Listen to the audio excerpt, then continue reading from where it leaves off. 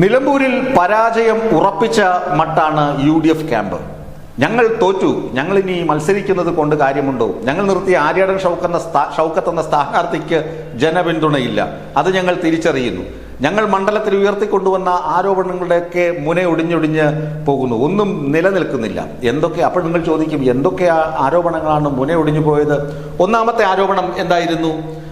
ക്ഷേമനിധി പെൻഷനൊക്കെ കൈക്കൂലി ഏർപ്പാടാണ്, ക്ഷേമനിധി കൈക്കൂലിയാണെന്ന KC വേണുഗോപാലിന്റെ പ്രഖ്യാപനം.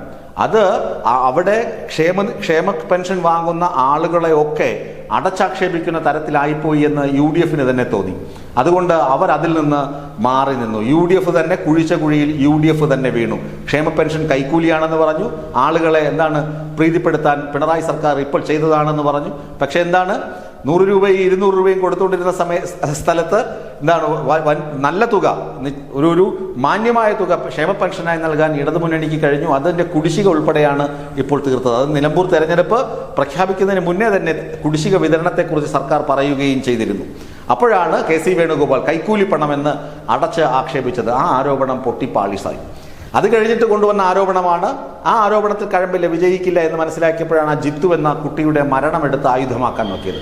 അതിനകത്ത് കോൺഗ്രസ് പ്രവർത്തകനും ഷൗക്കത്തിന്റെ ഉറ്റ അനുയായിയുമായ വിനീഷ് പിടിയിലായപ്പോൾ, കോൺഗ്രസ്സുകാരൻ തന്നെ പിടിയിലായപ്പോൾ, അയാൾ ബബ്ബടിച്ചപ്പോൾ ആ പ്രതിഷേധവും പ്രക്ഷോഭവും നിർത്തി. അതും നിലമ്പൂരിൽ വേര് പിടിക്കില്ല എന്ന് മനസ്സിലായി. പിന്നീടാണ് ജമാഅത്തെ ഇസ്ലാമി എന്ന വർഗീയ തുറുപ്പുകുലാനെടുത്ത് വീശാൻ ശ്രമിച്ചത്.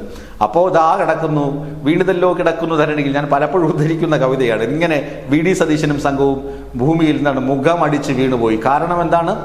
അവിടെ യാതൊരു തരത്തിലും വർഗീയതയ്ക്ക് വളക്കൂറുള്ള മണ്ണല്ല മലപ്പുറം എന്ന് തെളിയിക്കാനുള്ള ശ്രമത്തിലാണ് മലപ്പുറത്തെ ആബാലവൃദ്ധൻ ജനങ്ങളും. അതിനിടയിലാണ് 2000 വോട്ട് കിട്ടുമെന്ന് പറഞ്ഞ് ജമാഅത്തെ ഇസ്ലാമിയുടെ വെൽഫെയർ പാർട്ടിയെ ഇവർ ഒപ്പം കൂട്ടാൻ ശ്രമിക്കുന്നത്.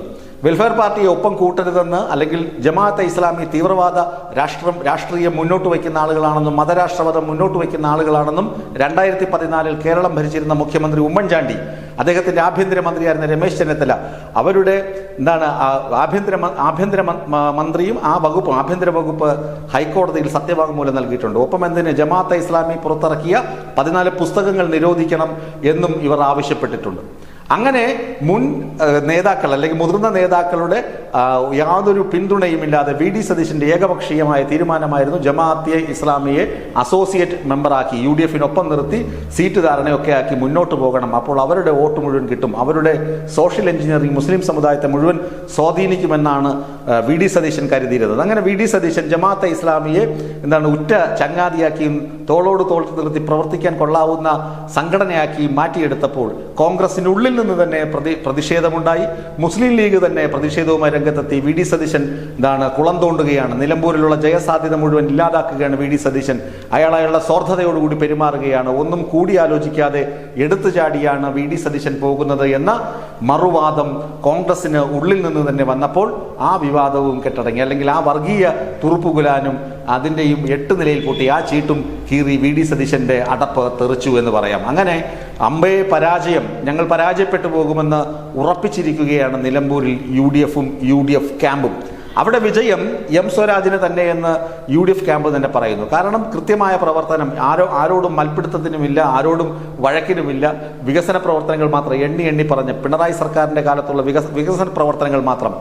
നിലമ്പൂരിൽ ഇടതുമുന്നണി നടപ്പിലാക്കിയ, മണ്ഡലത്തിൽ സർക്കാർ നടപ്പിലാക്കിയ വികസനങ്ങൾ മാത്രം എണ്ണി പറഞ്ഞുകൊണ്ട്, അല്ലെങ്കിൽ ഇതിനു മുമ്പ് രാജിവെച്ചുപോയ PV അൻവറിന്റെ കാലത്ത് അയാൾക്ക് കൊടുത്ത അവസരങ്ങൾ പോലും അയാൾ പാഴാക്കി എന്നുള്ളത് തിരുത്തി പറഞ്ഞ് പാഴാക്കിയ കാര്യം ജനമനസ്സുകളിൽ ബോധ്യപ്പെടുത്തിക്കൊണ്ടുള്ള പ്രചരണമാണ് M സ്വരാജ് നടത്തുന്നത്. അപ്പോൾ ആര്യാടൻ ഷൗക്കത്തിന്റെ പരാജയം ഇരന്ന് വാങ്ങിയത് UDF തന്നെയാണ്. UDF അവരുടെ പ്രചരണ ആയുധങ്ങൾ എടുത്തപ്പോൾ അതിൽ മുഴുവൻ ഒന്ന് വർഗീയ കാർഡ് ഇറക്കി, രണ്ടാമത് നുണ പറഞ്ഞു തുടങ്ങി. നിലമ്പൂരിലെ ജനങ്ങളെ ആകെ മണ്ടന്മാരാക്കി കൂടെ നിർത്താമെന്നുള്ള ആഗ്രഹമാണ് നടപ്പിലാകാതെ പോയത്. പിന്നീടാണ് വരുന്ന ഈ പെട്ടി വിവാദം. ഞാൻ നേരത്തെ ഒരു വാർത്തയിൽ സൂചിപ്പിച്ചിരുന്നു. പെട്ടി വിവാദത്തെക്കുറിച്ച് അതിനകത്ത് ഞാൻ വിശദമായി പറഞ്ഞതുകൊണ്ട് കൂടുതൽ പറയുന്നില്ല. പാലക്കാടിൽ നിലപ്പെട്ടിയാണെങ്കിൽ ഇവിടെ ഒരു പാതിരാ പെട്ടിയും പാതിരാ നാടകവും, അതും 8 നിലയിൽ പൊട്ടിയിട്ടുണ്ട്. പിന്നെ വികസന പ്രവർത്തനങ്ങളൊന്നും നടന്നിട്ടില്ല എന്ന് UDF നാട് നീളെ പ്രചരിപ്പിക്കുമ്പോൾ വികസന പ്രവർത്തനങ്ങൾ എണ്ണി പറഞ്ഞുകൊണ്ടാണ് സ്വരാജും സംഘവും പോകുന്നത്. അതുപോലെ റോഡ് ദേശീയ പാതയിലുണ്ടായ വിള്ളലുകളും തകർച്ചയും ഒക്കെ ചൂണ്ടിക്കാട്ടി ഇവിടുത്തെ പൊതുമരാമത്ത് മന്ത്രിയെയും മുഖ്യമന്ത്രിയെയും താറടിക്കാൻ നോക്കി. അതും 8 നിലയിൽ പൊട്ടി. കാരണം എന്താണ്? കേന്ദ്ര സർക്കാരാണ് നാഷണൽ ഹൈവേയുടെ അതോറിറ്റി. അവർ കേന്ദ്ര സർക്കാർ ഇതിനെ ഇടപെട്ട് അതിന്റെ എഞ്ചിനീയറെയും സൂപ്പർവൈസറെയും ഒക്കെ സ്ഥലം മാറ്റുകയും അവരെ കരിമ്പട്ടികയിൽപ്പെടുത്തുകയും ഒക്കെ ചെയ്ത് അവർക്കെതിരെ നടപടിയും എടുത്തു. അവർക്ക് വന്ന വീഴ്ചയാണ് എന്ന് കേന്ദ്രം തന്നെ തുറന്ന് സമ്മതിച്ചു. അതിനകത്തും സംസ്ഥാന സർക്കാരിനെതിരെയുള്ള വാദങ്ങൾ മുന ഒടിഞ്ഞുപോയി. ഇതൊക്കെ ജനം കാണുന്നുണ്ട് എന്നുള്ള കാര്യം VD സതീശൻ മറന്നു പോകുന്നിടത്താണ് UDFകാർക്ക് പോലും സങ്കടം തോന്നുന്നത്. ഇങ്ങനെ ഒരു പ്രതിപക്ഷ നേതാവ്, ഇങ്ങനെ ഒരു പൊണ്ണനായ പ്രതിപക്ഷ നേതാവിനെ വെച്ചുകൊണ്ടാണല്ലോ കോൺഗ്രസ് ഓടുന്നതെന്ന്.